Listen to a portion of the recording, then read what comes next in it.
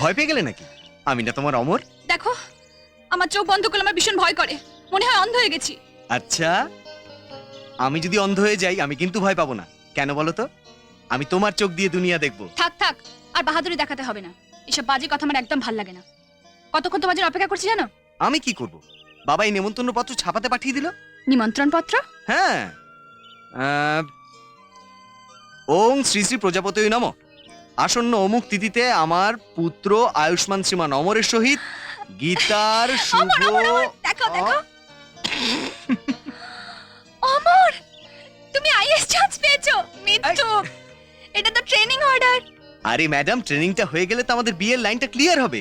না হলে না শ্রীকৃষ্ণ চৌধুরী বিয়েতে রাজি হবে, না সুদাম দাশগুপ্ত। ও, তুমি ট্রেনিং এ চলে যাবে বলে এত মন ভোলানো কথা বলছো? বেশ, যদি তোমার ট্রেনিং এ চলে যাবার আছে, আমার সঙ্গে দেখা করার কি দরকার ছিল? আরে এ কি? তুমি কি আমায় কান্নাকাটি করে বিদায় দেবে? শোনো, কটা দিনের ট্রেনিং দেখতে দেখতে কেটে যাবে। আর তাছাড়া তোমার সামনে তো পরীক্ষা। তারপর তোমার হিরো এসে গেলে রাজা কি আয়েগি বারাত। এই গীতা, গীতা, এই শোনো। ছি